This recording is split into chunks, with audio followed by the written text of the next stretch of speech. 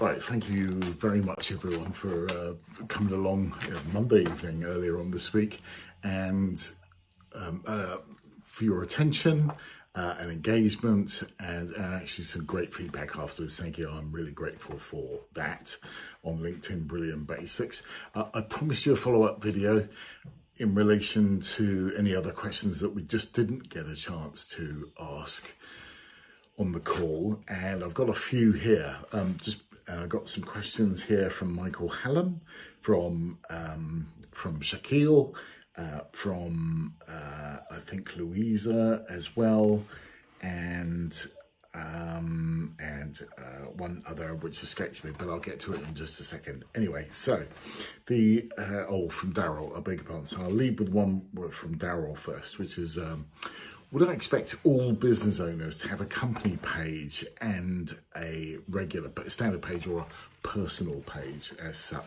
That's a really good question, and I get asked that an awful lot, and opinions differ. I have one. It's convenient for me. It does take a lot of upkeep though, and it can acquire a separate following. On balance, I think where company pages kind of come into their own is if you have 50 or more employees. So if you're working in a company with 50 or more employees, then it'll come into its own, because you get all the coverage of those individual 50 employees' personal networks.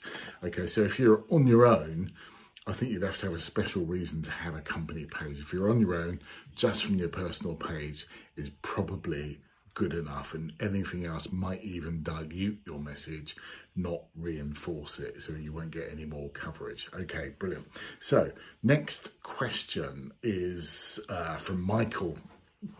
Michael said the early days of LinkedIn, and I've been on here since 2004, Michael, so I recognise fully what he's talking about, is that you're always getting prompts to rate other LinkedIn members, your connections, in terms of skills, and he calls them popcorn recommendations, and I recognise that as a term, but it's not really to be taken seriously. You know what, Michael, you are of course absolutely right. These recommendations, or endorsements as they are called, slightly different to recommendations. Remember, we had those list of the top 3 skills that you could see, and then you can have up to 50 that you can't.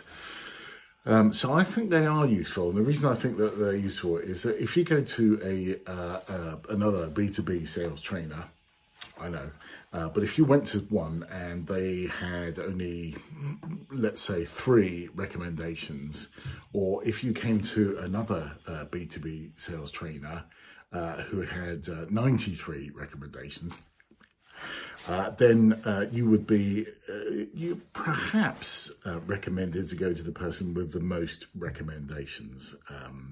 I think they come into their own.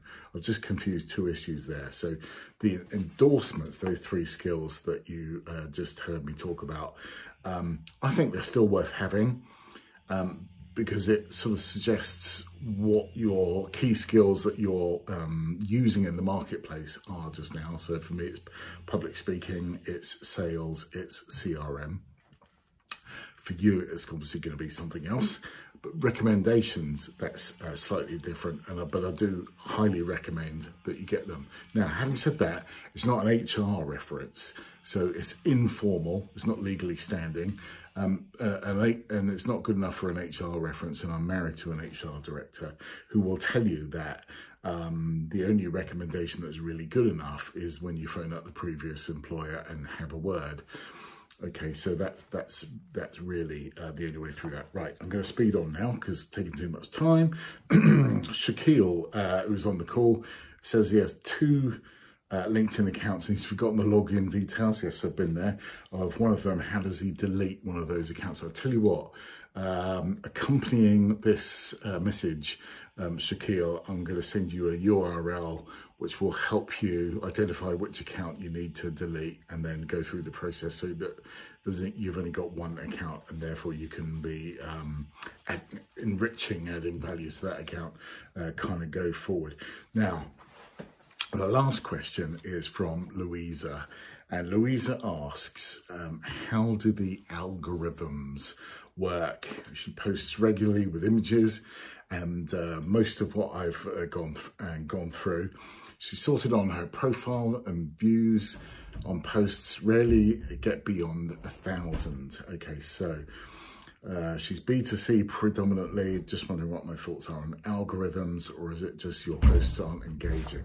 Okay, so the algorithm, the sort of secret sauce that LinkedIn uses to give preferences on people's posts is the first 20 minutes is vital. So if you're doing a post that gets lots of likes, engagements, views, comments in the first 20 minutes, that will trigger LinkedIn's algorithm to say, hey, the LinkedIn market, the audience place, that's you and me, are taking notice of this. They're really valuing it. They're engaging with it. I'm going to promote it in people's feeds.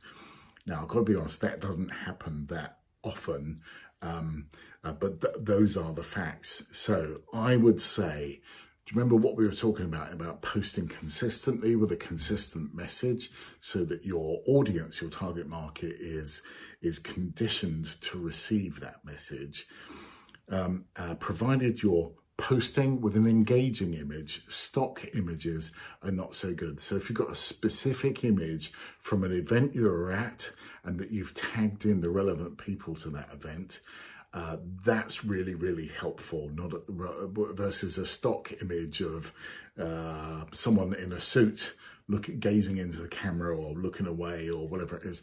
We're desensitized to those kind of images. So just think about those images for a moment. So it's the image, it's the post, it's got to be relevant, your message.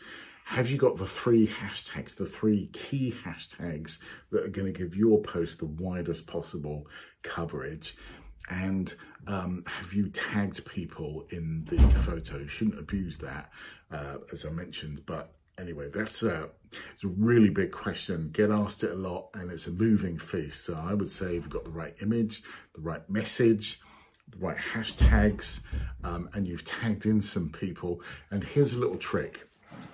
If the post is really important to you and you really want some coverage, I tell you what I do is I get the link to that post, and I'll text it to 50, 60 people who, again, you mustn't abuse that trust. I'll just say, listen, can you give this a little bit of TLC and give it some coverage? That is a little trick that I don't like using that word trick, but anyway, that can work. You have to be prepared to return the compliment as well, obviously, otherwise a bit selfish. But anyway, that's worth its weight in gold. So anyway, I remember that 742. Listen, thanks again. If you've got any other questions, email me, keith@salesmarvel.co.uk, or instant message me on the LinkedIn app itself.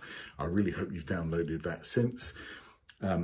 And hit subscribe when you go to the Sales Marvel website as well, which is www.salesmarvel.co.uk. Hit subscribe and you'll get free updates just a few times a month. Nothing is not going to block out your inbox, but that would be fantastic. I could do with all the help. It's free. I do as much as I can in terms of contributing to the business community, but if you could spread the word, that'd be marvelous. Thanks ever much, everyone, and look forward to seeing you again online sometime soon. Take care.